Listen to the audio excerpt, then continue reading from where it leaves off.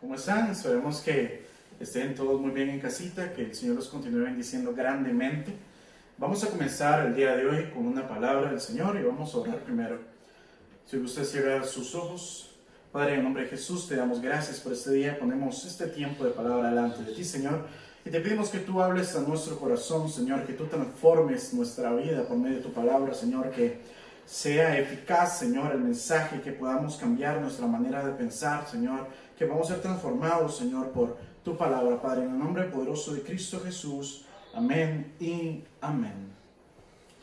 Bueno, la palabra del Señor muestra diferentes historias de hombres y mujeres que fueron usados por Dios grandemente, hombres y mujeres de Dios como nosotros, que Dios diseñó un propósito para sus vidas, que Dios trazó un plan para ellos, pero siguen siendo humanos, pueden equivocarse, cometen errores. Eran personas de bien, eran personas valientes. Algunos profetizaban, otros predicaban, otros abrían iglesias, otros hacían sanidades y milagros, otros eran misioneros, algunos eran profetas, otros sacaban a Israel de Egipto.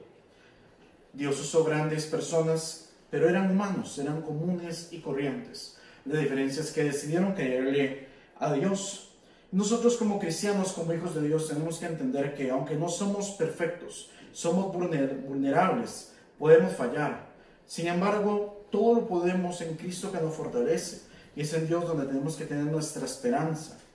El día de hoy quiero enfocarme en la historia de un hombre, de un profeta de Dios llamado Elías. El tema, usted que está apuntando en casita, se llama acontecimientos inesperados. Quiero que vaya conmigo a la palabra, a Primera Reyes, capítulo 16. Primera Reyes, capítulo 16. Y vamos a ir al versículo 29. ¿Ok? Primera Reyes 16, 29. Voy a estar leyendo en Nueva Traducción Viviente. Ok, dice, del 29 al 33. Dice, Acab, hijo de Omri, comenzó a gobernar Israel en el año 38 del reinado de Asa, rey de Judá, y reinó en Samaria 22 años. Sin embargo, Acab, hijo de Omri, hizo lo malo a los ojos del Señor, peor aún que todos los reyes anteriores. Y como si fuera poco haber seguido el ejemplo pecaminoso de Jeroboam, se casó con Jezabel, hija del rey Etbaal, de los Sidonios. Comenzó a inclinarse, a rendirse culto a Baal. Primero construyó un templo y un altar para Baal en Samaria. Luego levantó un poste dedicado a la diosa Aser. Acab hizo más para provocar el enojo del Señor, Dios de Israel, pero más que cualquier otro de los reyes anteriores de Israel. Ok, Acab fue el séptimo rey en Israel. Hizo lo malo delante de Dios más que todos los reyes anteriores. No solo construyó un templo a Baal, él lo adora. Se casa con una mujer que Dios nunca le mandó a hacerlo. Provocó a enojo a Dios, dice Reina Valera, a ira. Cuando dice que levanta un poste a la diosa Acera, Reina Valera dice que levanta una imagen. Todo esto provoca el enojo y la ira de Dios sobre la nación. Eso trajo consigo una consecuencia muy grande para la nación. En Primera Reyes, capítulo 17, versículo 1, dice lo siguiente. Ahora bien, Elías, quien era de Tisbe en Galaad, le dijo al rey Acab, tan cierto como que el Señor vive, el Dios de Israel, a quien sirvo, no habrá rocío ni lluvia durante los próximos años hasta que yo de la orden. La consecuencia del pecado del rey Acab sobre Israel fue una sequía. Esto fue realmente la primera parte de un milagro que Elías estaba realizando en nombre de Dios. Por el pecado de un hombre, por el pecado de un rey, viene sequía durante 3 años y medio sobre la nación de Israel. Y esto fue por medio del profeta Elías. Los versículos de 2 a 7, vamos a leerlos, dice: Después el Señor le dijo a Elías, vete a oriente y escóndete junto a un arroyo en Kerit, cerca de su desembocadura en el río Jordán. Bebe del río y come lo que te den los cuervos, porque yo les he ordenado que te lleven comida. Entonces Elías hizo lo que el Señor le dijo y acampó junto al arroyo de Kerit, al oriente del Jordán. Los cuervos le llevaban pan y carne por la mañana y por la noche, y él bebía del arroyo. Sin embargo, dice el 7, poco después el arroyo se secó porque no había llovido en ninguna parte del reino. Un detalle importante es que Elías había declarado una palabra sobre un reino. Dice la Biblia también que sobre la faz de la tierra no llovía.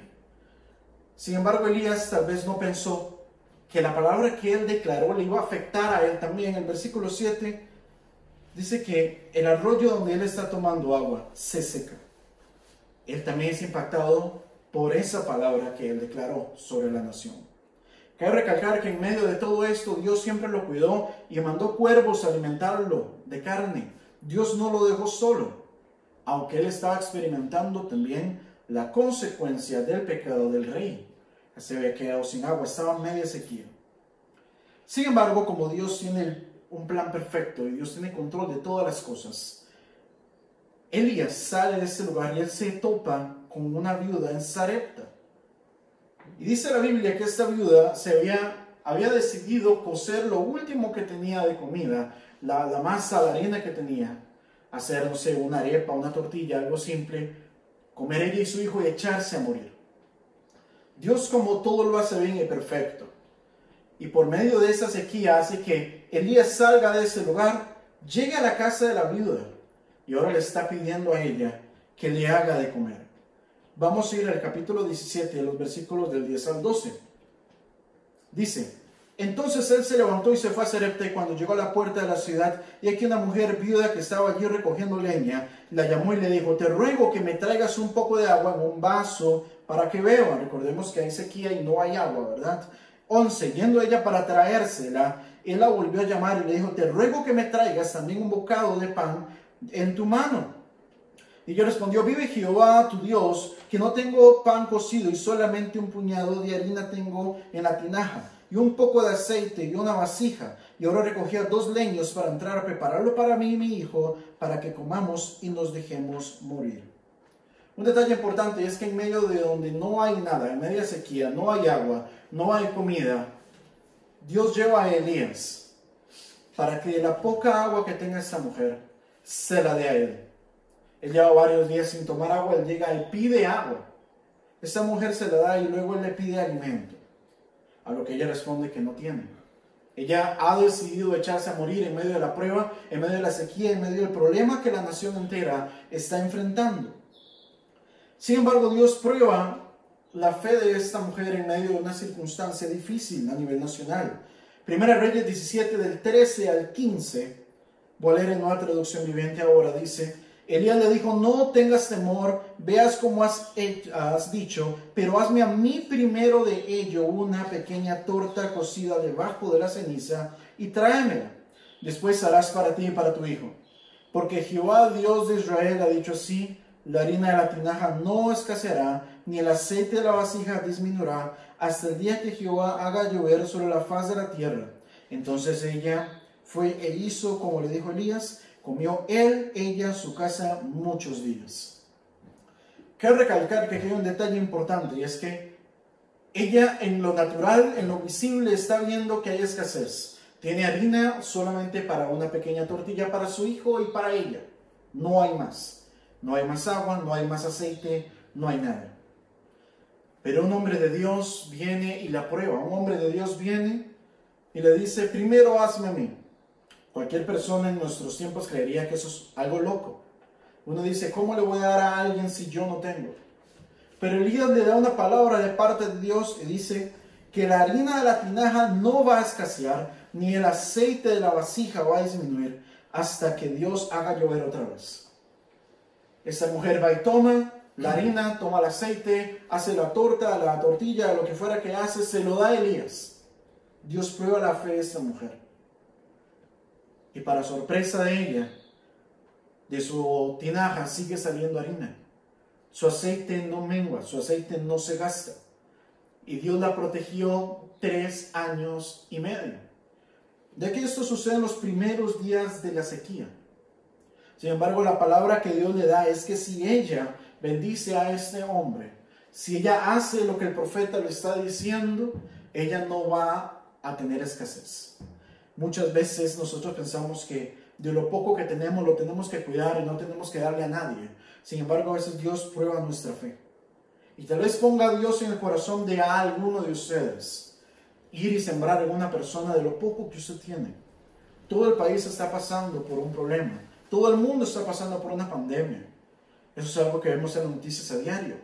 Sin embargo, si Dios te pone en tu corazón ir y sembrar en alguien algo, no importa si tienes poco, Dios tiene cuidado de tu alacena. Dios tiene cuidado de tus finanzas. Dios tiene cuidado de lo poco que tienes para transformarlo en mucho y hasta que sobre y abunde.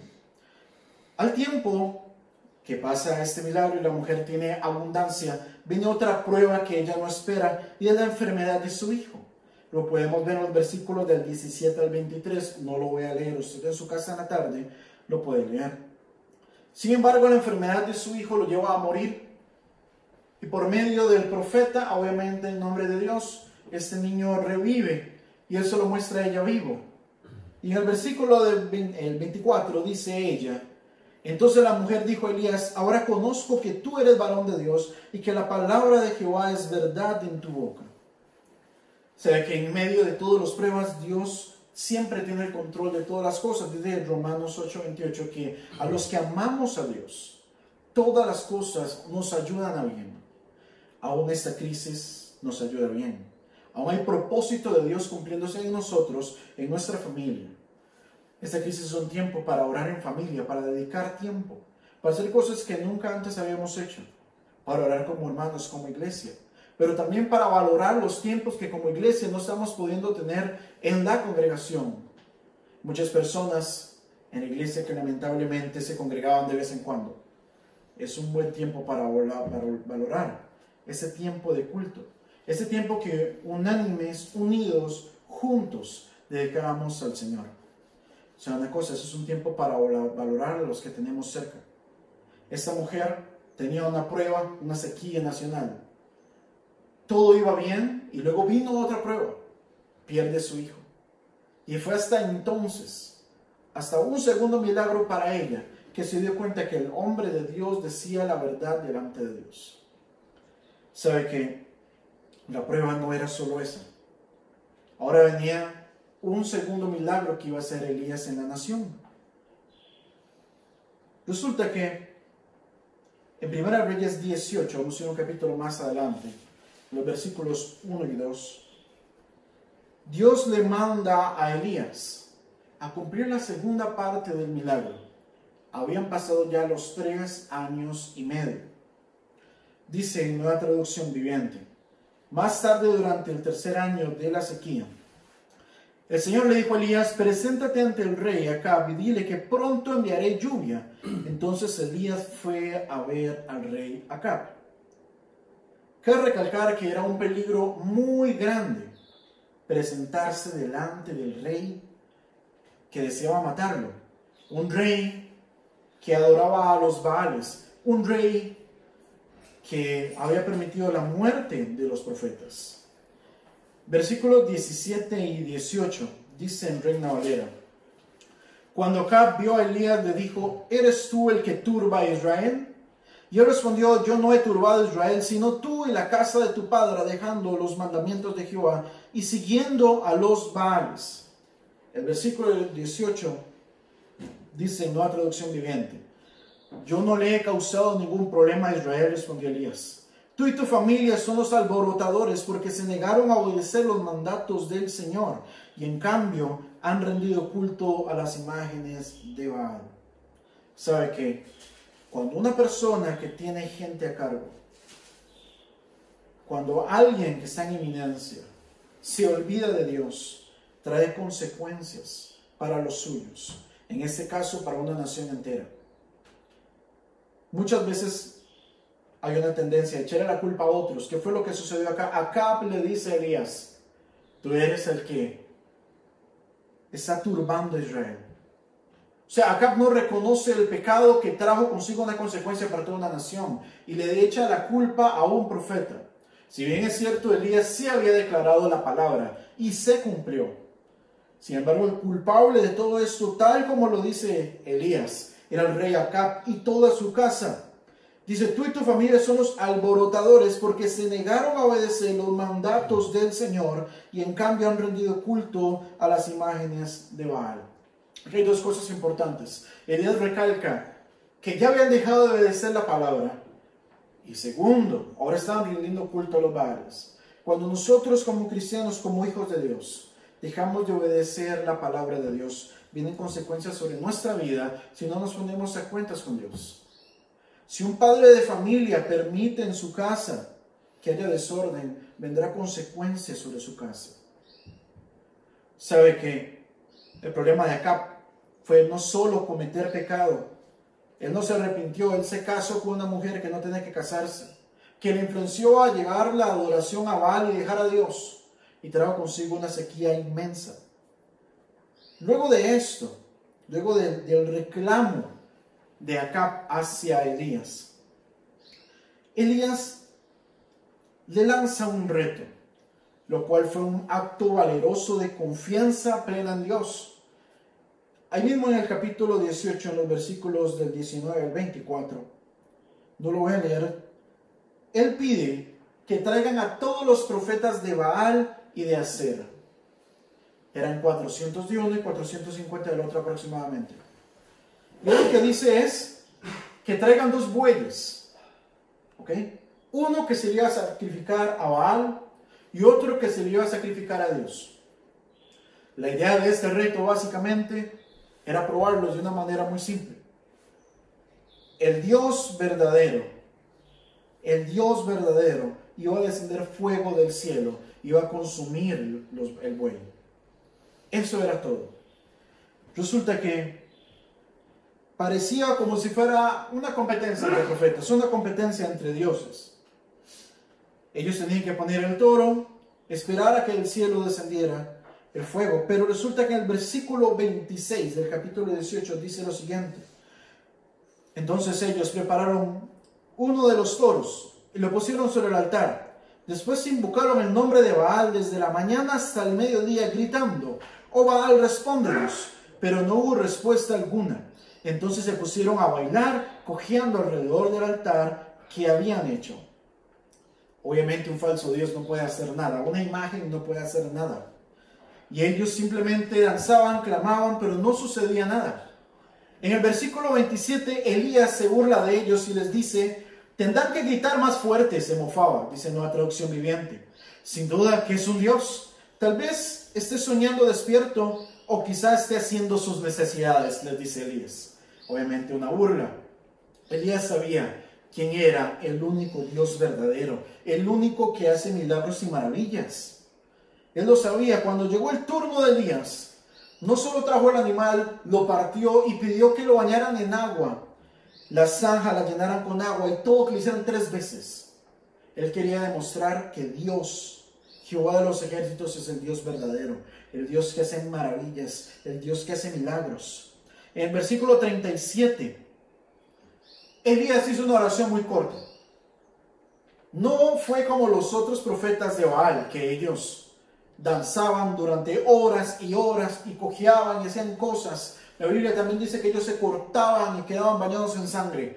Vea lo que dijo Elías, y eso es una oración de fe. Dijo, oh Señor, responde, me dice en Nueva Traducción Viviente, para que este pueblo sepa que tú, oh Señor, eres Dios y que tú los has hecho volver a ti. Fue toda la oración de Elías, no necesitó nada más.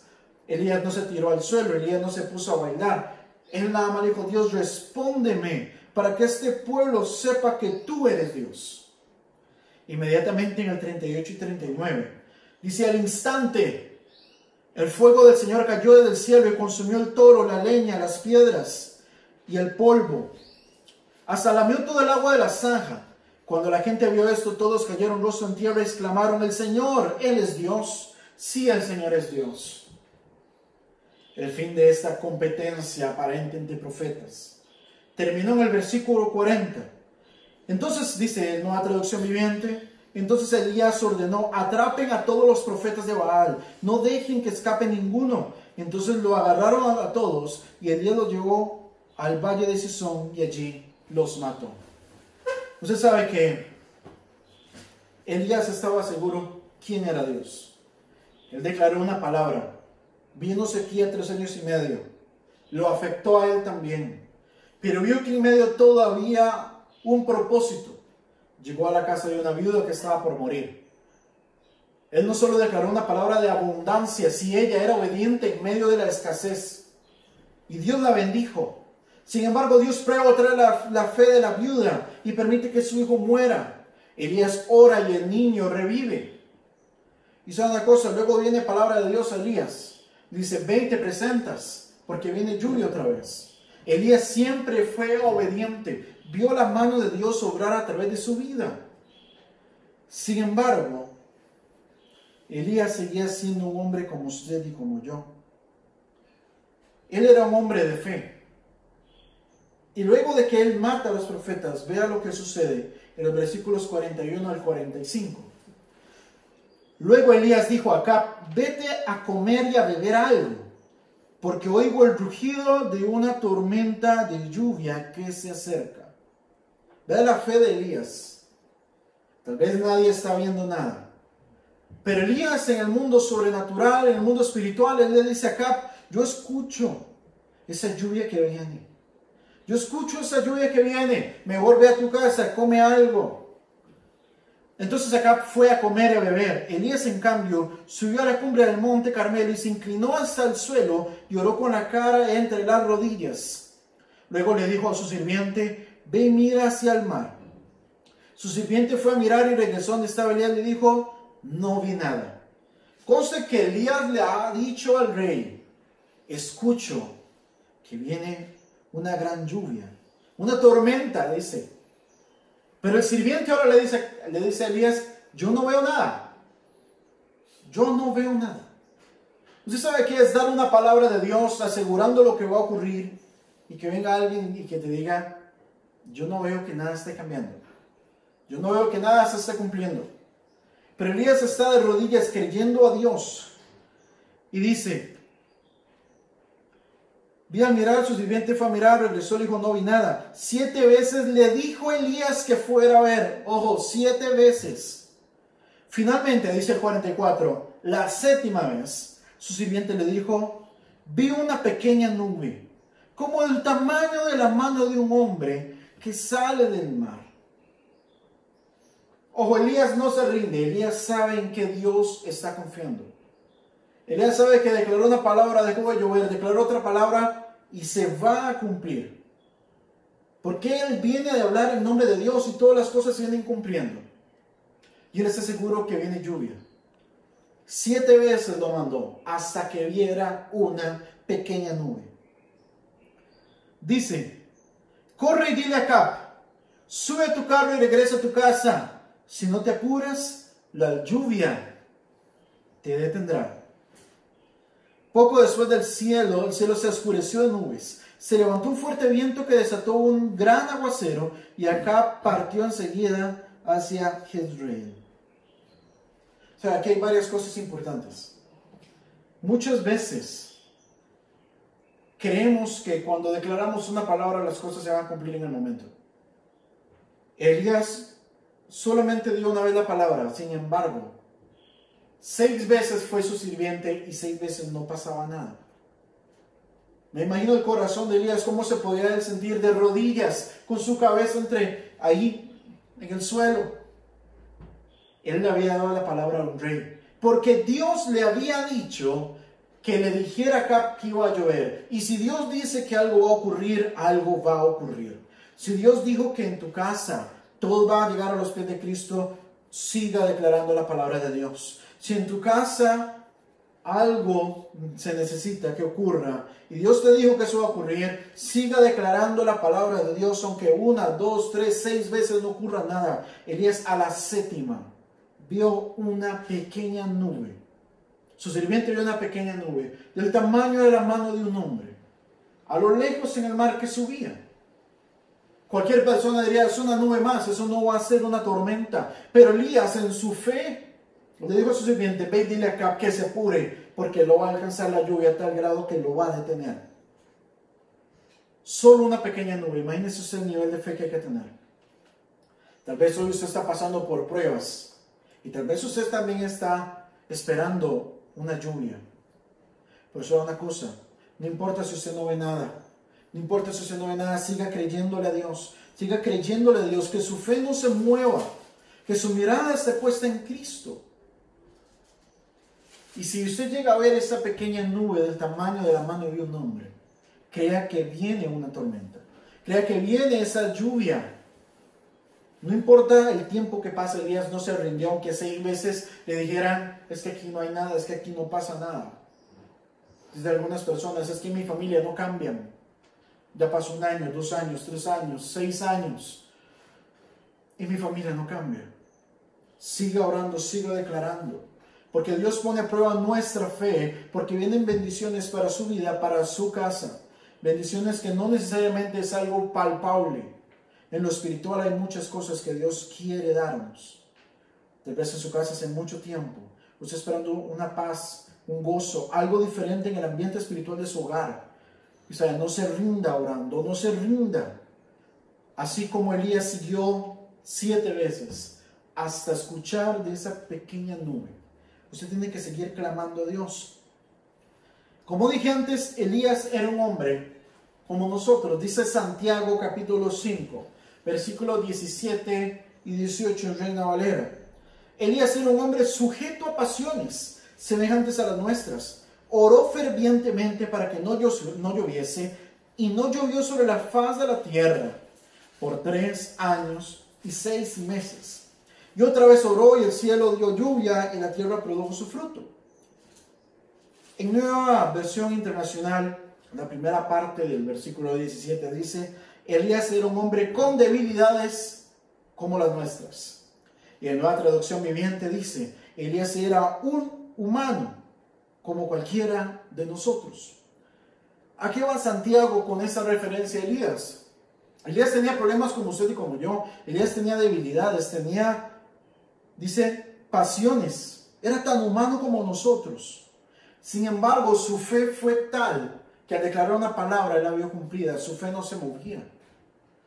Pero seguía siendo humano, seguía teniendo debilidades, podía tener miedos.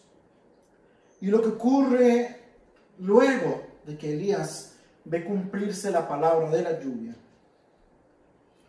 dice el capítulo 19.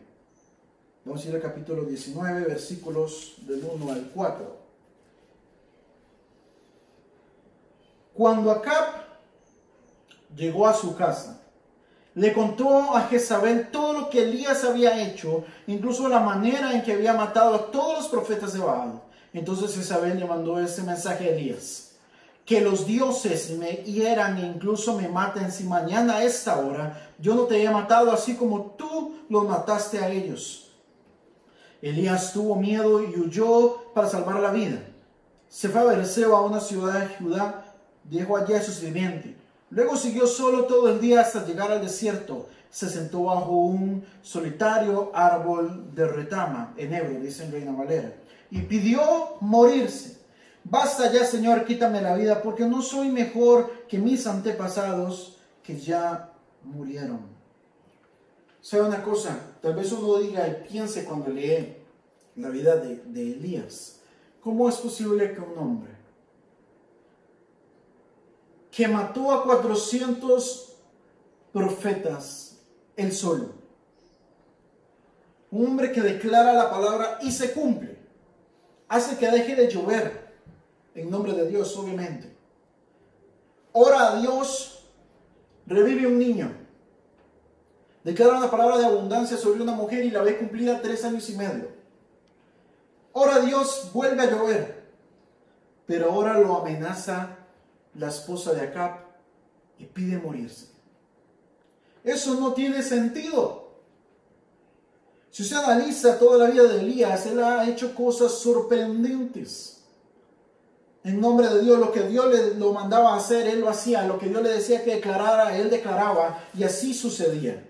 La fe de Elías no se movía. Elías estaba seguro de que si Dios lo había mandado, las cosas se iban a cumplir. Pero ahora tiene una amenaza de una mujer, de la esposa de Acab. Y él huye. Deja a su sirviente por allá tirado y él se va, se tira debajo de un árbol y le dice a Dios que lo deje morir, que lo mate. Hasta se menosprecia. Dice, no soy mejor que mis antepasados que ya murieron. ¿Qué hace que una persona que sea usada por Dios a tal grado de hacer tantos milagros sobrenaturales tenga miedo de una amenaza? O sea, usted, por eso es que Santiago dice que Elías era un hombre con pasiones como las suyas y como las mías. Tenía debilidades, era tan humano como usted y como yo. Muchas veces nosotros estamos sirviendo en diferentes áreas de la iglesia. Vemos cómo Dios nos usa. Tal vez usted ha orado por alguien y esa persona se ha sanado. Tal vez usted declaró abundancia en un hogar y hasta el día de hoy no ha faltado nada. Tal vez usted ha visto cómo Dios lo ha usado a usted. Pero viene una pequeña prueba y usted se siente que no vale nada. Se sienta a llorar, se sienta a morirse. Eso le pasó a Elías. Elías era un hombre como usted y como yo, tan humano como nosotros, pero que tuvo miedo, huyó, se fue al desierto. Ahora él no soporta esta prueba. Había soportado la sequía un tiempo. Declaró abundancia y él pasó con esta mujer y Dios lo protegió de la sequía aún y del hambre en casa de esta mujer. Él vio como cuervos lo alimentaban de día y en la tarde. Él lo vio, pero ahora él huye al desierto. O sea, una cosa, todos podemos pasar por pruebas. Dios nos prueba nuestra fe, pero Dios no desea que nosotros huyamos al desierto y queramos morir. Dios ha trazado un plan para usted y para mí, para su familia, para su casa, y ese plan se tiene que cumplir. Pero tenemos que mantener nuestra mirada puesta en Dios. No asustarnos con lo que está sucediendo, porque Dios tiene cuidado de sus hijos. Dios tiene cuidado de su casa, de su familia. Dios está en control de todas las cosas, pero tenemos que aprender a tomar decisiones sabias, aunque nos cueste.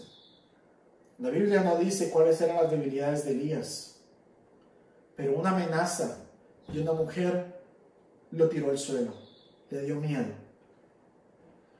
Y Dios le responde a Elías. En 1 Reyes 19 del 5 al 8, no lo voy a leer todo, pero sí el versículo 7 dice: entonces el ángel del Señor regresó, lo tocó y le dijo: levántate y come un poco más, de lo contrario el viaje que tienes por delante será demasiado para ti. Sabe que aún Elías, estando huyendo en el desierto, Dios mandó a ángeles a cuidarlo, a alimentarlo. Aún ahí, cuando Elías decía que quería morirse, aún en medio de esa prueba, por una amenaza, Dios tuvo cuidado de él. Pero un ángel le dice: come un poco más porque te falta un viaje. Faltan cosas por hacer. Básicamente le está diciendo: aquí no estás haciendo absolutamente nada. En el versículo 9 y 10 del capítulo 19 dice: y llegó a una cueva donde pasó la noche. Entonces el Señor le dijo a Elías: ¿qué haces aquí, Elías? He servido con un gran celo al Dios Todopoderoso, respondió Elías, pero el pueblo de Israel ha roto su pacto contigo, derribó sus altares, mató a cada uno de los profetas. Yo soy el único que queda con vida y ahora me buscan para matarme a mí también. ¿Sabe? Dios sabía por qué Elías estaba allí. Pero Dios le está preguntando a Elías: ¿qué estás haciendo acá? Y esa pregunta tiene que ver con el hecho de que Elías nada tenía que estar haciendo ahí. Muchas veces nosotros, como cristianos, como hijos de Dios, como siervos de Dios, estamos en lugares donde no tenemos que estar. Estamos en situaciones donde no tenemos que estar. Y Dios quiere de nosotros una actitud diferente. Dios quiere que nosotros tengamos fe y estemos haciendo lo que Él nos mandó a hacer. En ningún momento Dios le mandó a Elías a irse al desierto. En ningún momento Dios le dijo a Elías que huyera. Dios se lo hubiera dicho si hubiera sido su voluntad. Pero ahora dice Elías: ¿qué estás haciendo aquí? Elías se justifica, le dice: Dios, es que soy el único profeta, los han mandado a todos, Israel se ha apartado de ti. Pero Dios lo que quiere es que Elías entienda que nada está haciendo en ese lugar. Estaba fuera de la voluntad de Dios. Y Dios no quiere que usted y yo estemos fuera de su voluntad.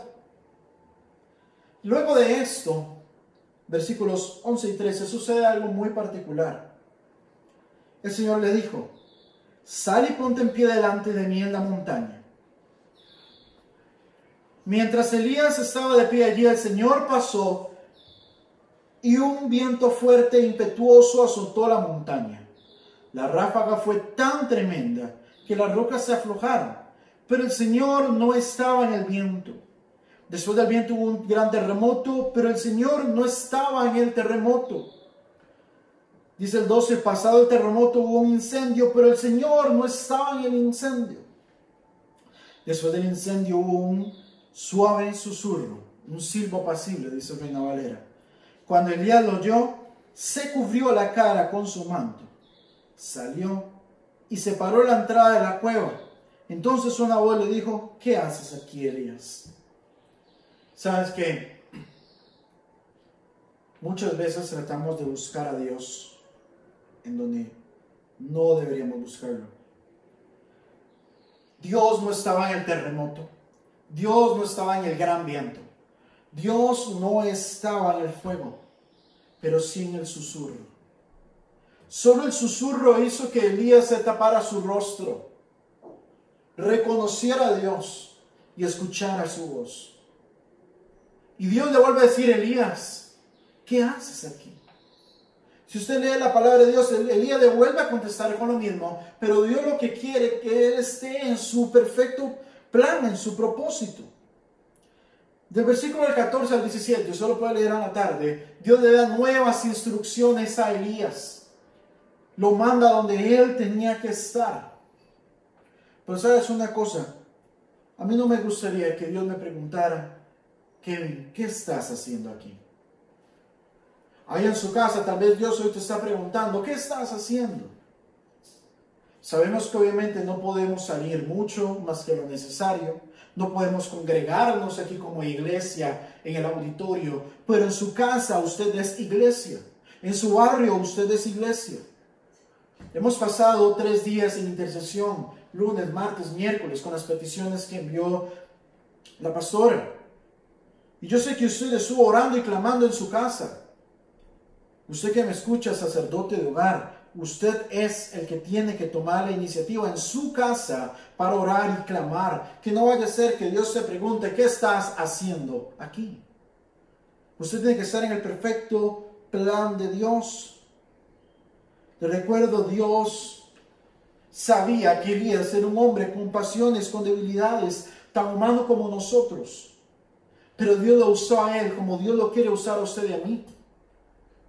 Sin embargo, Elías tuvo problemas, tuvo miedo y se fue. Nosotros podemos tener miedo en algún momento, pero no vaya a ser que nos salgamos del perfecto plan de Dios en medio de una crisis, en medio de un problema, en medio de una prueba.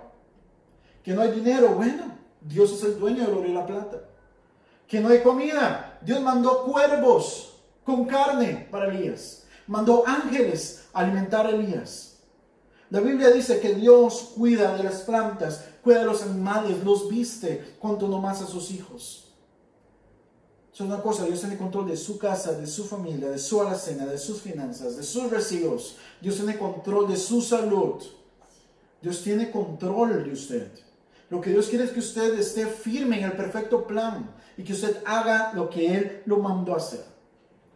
Si usted solo tiene un puñado de arroz y Dios te dice: dale la mitad a tu vecino, dale la mitad a tu vecino. Pero usted dice: es que me voy a quedar sin nada. ¿Sabe? La mujer viuda de Sarepta tomó su poca harina, su aceite, para echarse a morir, y ella dijo: dame primero a mí. No alcanzaba ni siquiera para ella y su hijo, y ahora Elías se lo está pidiendo. Y a razón de la obediencia de ella, hubo abundancia. Sobreabundó la harina y el aceite en su casa. Este es un tiempo que Dios prueba nuestra fe, nuestra confianza en Él.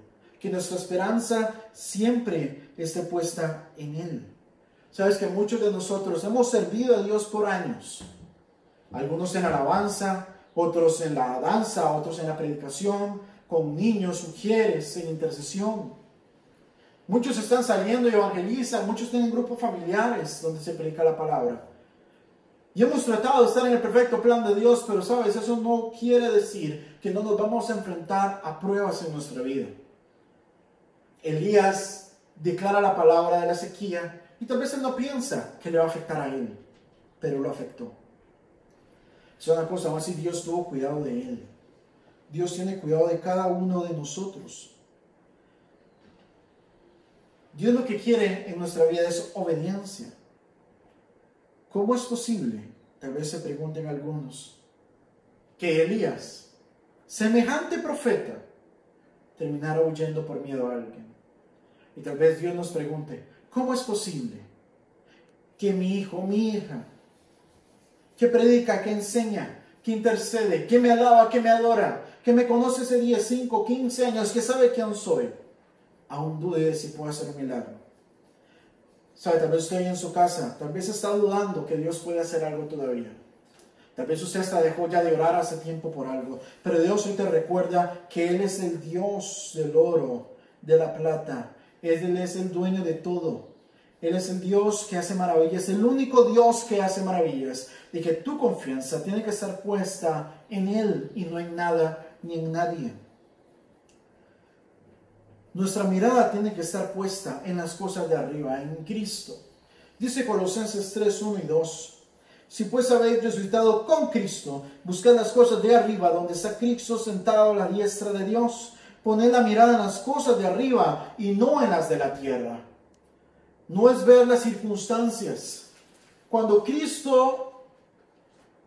Jesús mismo caminó sobre el agua y los apóstoles iban sobre la barca y tenían miedo de lo que estaba ocurriendo con la tormenta, y Pedro ve a Jesús y Pedro le dice, si eres tú realmente, haz que yo vaya a donde estás. Haz que yo camine sobre el agua. Y como Jesús no tiene problema con hacer milagros, le dijo, ok, ven.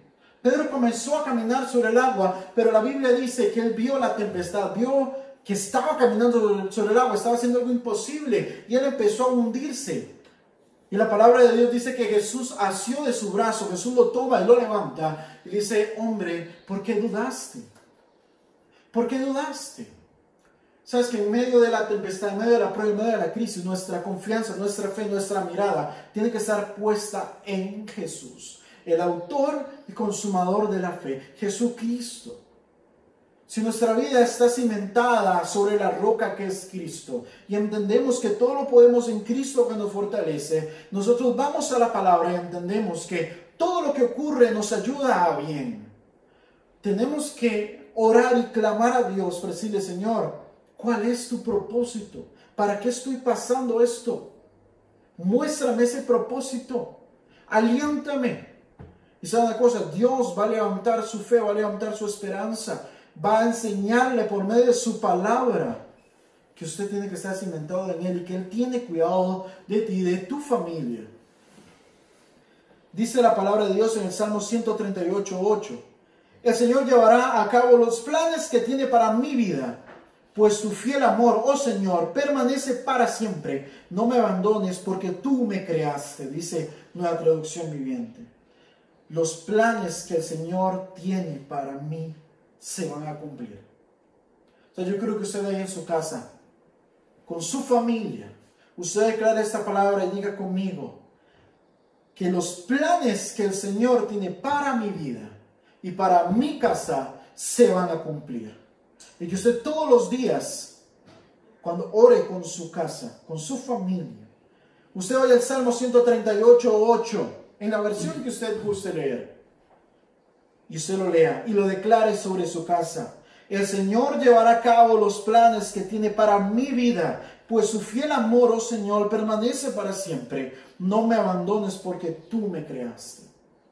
Esta es una cosa, una promesa de Dios para usted, para su casa. Sus hijos, sus familiares que están apartados del Señor, son hijos de la promesa. Pero siga orando, siga clamando a Dios, siga declarando que el plan de Dios que Él ha trazado para usted, su familia y su descendencia, se van a cumplir. Porque Dios los creó con propósito. Dios no te creó ni a tu familia para estar en pecado, para estar en otras cosas que no sean sus caminos. Así que siga confiando en Dios, siga declarando la palabra. Y esos familiares suyos, esas personas que usted conoce, que están fuera del Señor, que se han apartado del Señor, yo quiero que usted le envíe por mensaje el Salmo 138:8. Salmo 138:8. Y que usted diga: yo estoy orando por ti. Y sé que el plan de Dios que tiene para tu vida se va a cumplir. Porque Dios no te creó para estar en lo que estás. Llore por esa persona. Llore con su familia por esas personas. Yo le preguntó a Elías: ¿qué haces acá? 2 veces se lo preguntó. Tal vez hoy Dios te está preguntando, y solo usted y Dios lo saben. ¿Qué haces ahí? ¿Qué estás haciendo con tu tiempo? Porque tal vez Dios te busca en oración de noche y de madrugada y no estás.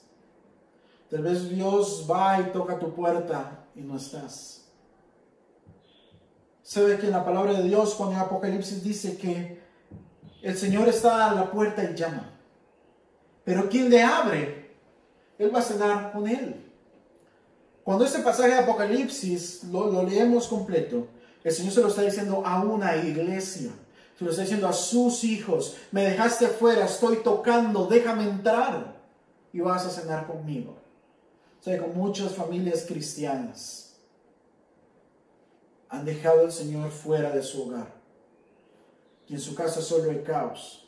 Y en su casa no hay paz. Y en su casa no se siente la presencia de Dios porque han dejado a Jesús afuera y Jesús no es el centro. Jesús le dijo en Apocalipsis eso a una iglesia. El Señor quiere que realmente nosotros como iglesia, como cristianos, vayamos delante de Él, lo reconozcamos como Señor de nuestra vida, de cada área de nuestra vida, Señor de nuestra casa, de nuestra familia, de nuestros proyectos. Que no lo dejemos afuera, que nuestra fe, nuestra confianza, nuestra esperanza esté puesta en Él, buscando siempre las cosas de arriba, creyendo que el plan que trazó se va a cumplir. Dice el Salmo 121, llevé mis problemas al Señor, clamé a Él y respondió mi oración. O sea, cuando Elías ora a Dios, cuando Elías clama a Dios, la Biblia dice que inmediatamente Dios hizo descender fuego. Pero la oración de Elías era una oración cuya fe estaba segura de lo que Dios iba a hacer. Si el Salmo 121 dice que si yo llevo mis problemas a Dios, clamo a Él y Él me responde, usted tiene que ir delante de Dios creyendo que Dios te está escuchando, creyendo que Dios va a responder, creyendo que Dios va a actuar, creyendo que Dios conoce tu corazón. El Salmo 139 nos muestra cómo Dios nos creó.